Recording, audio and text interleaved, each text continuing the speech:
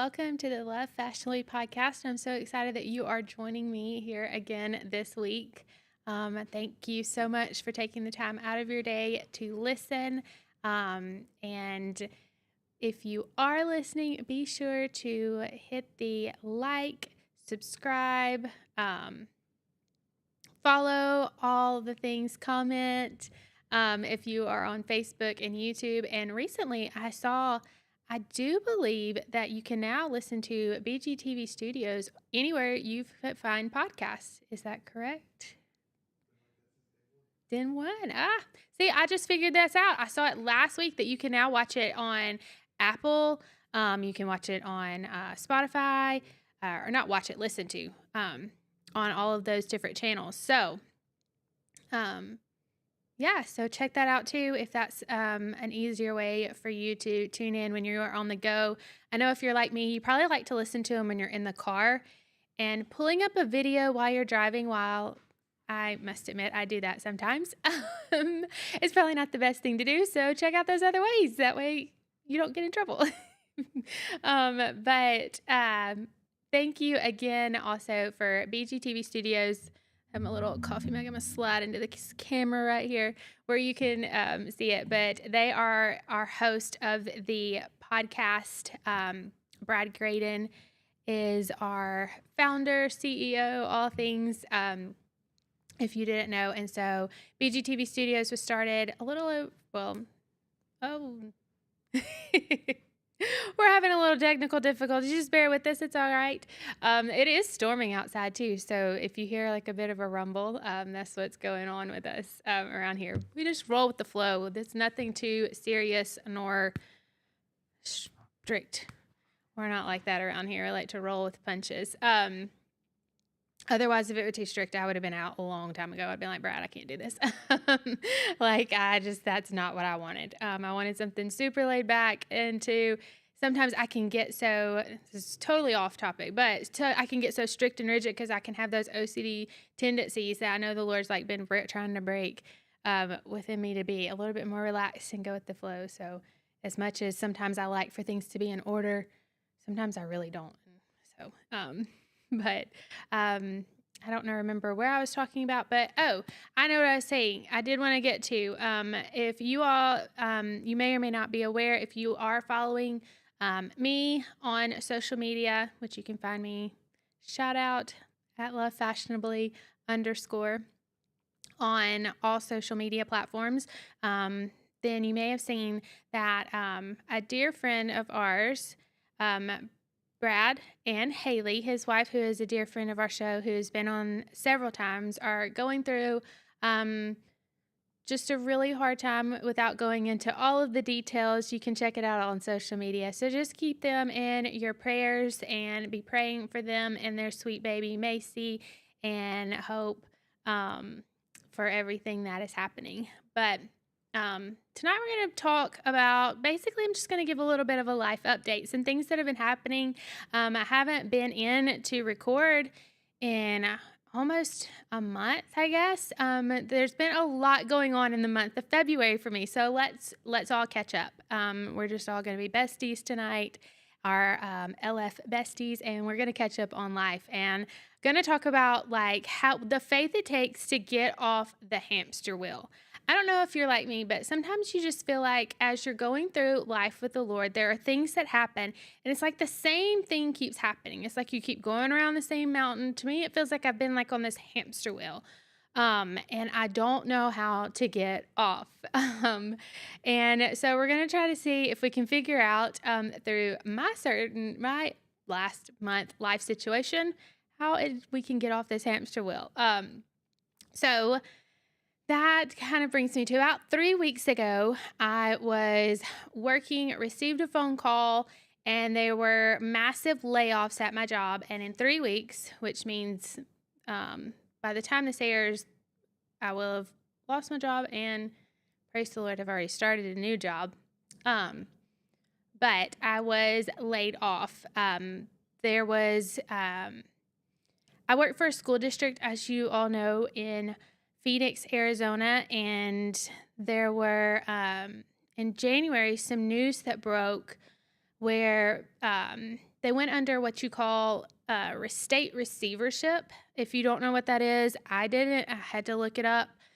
Basically, there was some financial mismanagement at an upper level where the state needed to come over and basically take control, find out ways to cut the budget and things like that. And so, unfortunately, um, contract workers were a part of that. And so, me and a lot of my friends, coworkers, all are losing our jobs. And so, that was a very and has been a very unsettling situation just to like watch people that you have over the past school year, grown to care about, watch them lose their job and not know their next placement in all their different seasons of life. And then for me, I think I shared back in the fall, I've kind of been on this hamster wheel with my job situation for well over 2-ish years now, maybe. Time kind of gets away. I'm not good with mental math or numbers or things like that, so I don't really remember. All I can tell you is I was living in Tuscaloosa at the time. I can remember like places I can see it. But I had a situation that I had shared before where I was in a position, they took away the position with the company that I was at, and then they were like, well, we're going to get you another job, and then there was no stability in the job that they provided, and I had to switch to a different company, which is the company I'm with now, which I absolutely love. They were able to find me this wonderful job with wonderful friends that I've met out in Phoenix, Arizona, of all places. If you don't know, I currently live in Birmingham, Alabama. So I do virtual therapy services and have had so many good friends. The students, the staff, everyone has just been wonderful. And so I've really enjoyed the past 2 years there, which makes it even harder to say goodbye. But here we are again, and I have again lost the position. And so I had determined in my mind when it happened, because it happened the day before Valentine's Day. And I was like, okay, well, first of all, you're not going to ruin and I'm not even a big Valentine's fan. I just like holidays. Okay. So I was like, you're not going to ruin my holiday. I just made up in my mind, no, like this. Okay. I have a lot of uncertainty. I don't know, but we have 3 weeks. We can figure this out. And so I just made up my mind. It's not going to be like how it was before. Like last time, the minute I got the bad news, I just felt like I just fell apart. I was like, oh my gosh, I knew in the back of my mind, God was going to provide, but I was like, still really worried. And this time I was like, I'm not doing that. Like I was determined that I'm getting off this hamster wheel and I'm going to try to do it better. I'm going to try to pass this test. Sometimes you feel like the Lord will give you tests. And unfortunately, we don't ever get to see the grades that he gives us, but we'll find out by if we have to retake the test later on down the road. And this is my third time taking this test. And so I don't know if you've ever had to like retake a test before, and all you need is that passing grade. So you're like, please just let me get that passing grade. I just have this, just kind of silly imagination with how the way the Lord works with different things. And so I like to think of it kind of like that. But I was just determined that I wanted to handle this situation differently than the time before, because every time I have seen the Lord provide, and it has built my faith. And so that's really what it's all about. Like God's just trying to teach us things through all of these different situations. So everything was going good. Within the first less than 24 hours, I'd had an interview for another position. Within a week, I'd interviewed at 3 different places, and I had 3 different offers, all pretty much immediately, which was absolutely amazing. I've said this kind of a side note before, when there was a season where I was in a job and I wanted to leave so bad, but the Lord wouldn't let me. But I would interview at other places, and every time I would get a no. But then every time when it's a season to where the Lord is releasing me into something else, every time I've interviewed, I had a yes. And so that was just like so amazing, so encouraging. And I was like, God is so faithful and everything's moving along. And then there was a complication. So I had, out of those 3, I had ranked them, obviously, in my favorite order. And there was a complication with my number 1. And I just felt the Lord telling me to wait on it, and to be patient with it, and that it was going to work out. And so I'd interviewed on a Tuesday. We found out about the complications like on a Thursday. And so I was like, okay, because they were working through some things. And they're like, give us a little bit of time. So I was like, okay, we'll wait till the next Monday. And then the next Monday rolls around, and we haven't heard anything. And so I'm like, well, let's wait till Tuesday.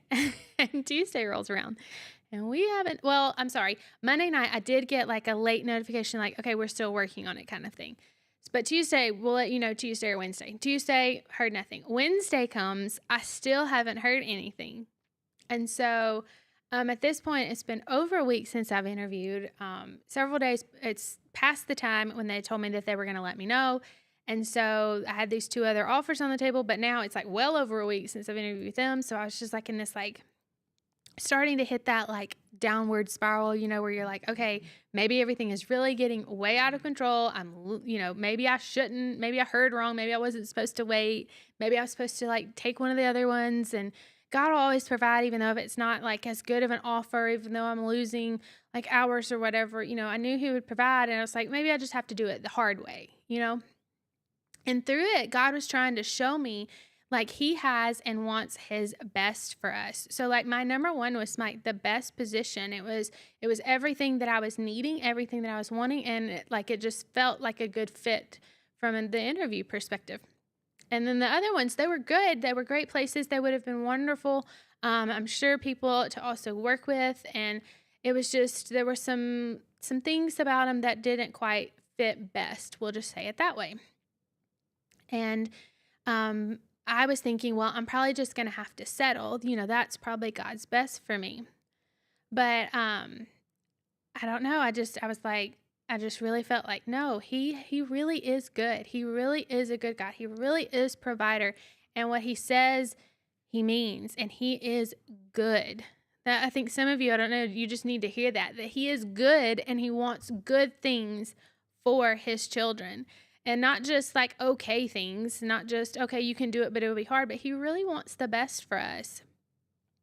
And so I, at my church, I serve with our students, and we meet on Wednesday night. So that Wednesday night, I had sent an email again to the school. I'm like, I'm still interested. Are you still around? Like, are you still there for me? And I'd gone to church. And when I got there, several of my friends, co-leaders and everything, they were all asking me, hey, how's it doing? How's your week going and everything? And in that split second, like when the first person asked me, I was like, I could lie. I was like, I could just pull off that fake like everybody does and be like, oh, I'm good. How are you?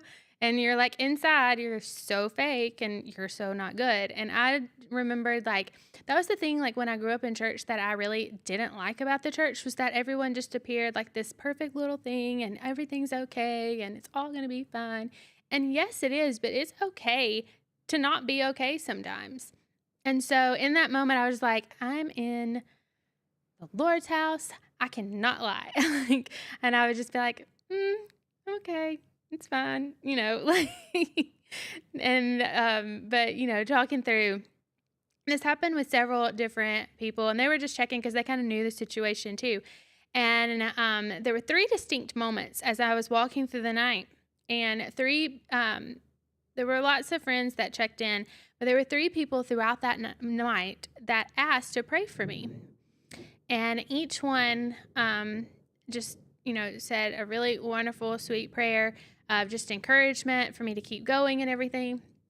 But on the 3rd person, I heard the Lord say, "It is done," as they were praying. And I love the Bible and kind of digging deeper. And numbers have a very important meaning. And in the Bible, 3, it represents obviously Jesus, the Holy Spirit, and God represents 3. It can also represent completeness, wholeness, and perfection. And so, but I knew in that moment, like he just said, "It is done." And so for me, and obviously my first thought was, okay, I'm getting the first spot. And then like on Thursday when it rolled around, I was thinking about it and I was like, okay, it is done. It means I've got a job at least, we're starting to get to like, you have a week left until you are jobless. Like, okay, it's done. I've got something in the works. But on Thursday following that, I got a phone call from the manager I'm working with within my company. And she was like, "You're not going to believe what just happened." She was like, "I just had your top 2 that you had on your list come through with an offer, both within 7 seconds of each other. And 7 is another important number. 7 means perfection or completeness. And it was just like God was just showing me through those representations of like how this was his complete, perfect plan. And I did wait, and I was offered my number one top position. And so I'm very excited to be starting that. I'm ending on my old job on a Friday, starting my new one on Monday. And so just be thinking and praying for me during this transition. But I'm very excited. I don't know if I've passed this test, but I really hope that I'm getting off this hamster wheel. But just to share a couple verses with you. So I think I told this when I talked about like my original situation back in the fall. Well, I'll have to look. I don't remember what it was called. But I get a notebook every year from Erin Condren. I think that's the name. Those are really like fancy ones that are super expensive that you shouldn't pay that much for a planner, but we all do because we want something cute. Because I feel like if I've got to look at this planner of all of my to-do lists that's going to be like never ending throughout the entire school year, at least it needs to be on something pretty. And so I have it. It's actually like flowers and stuff like this on my background.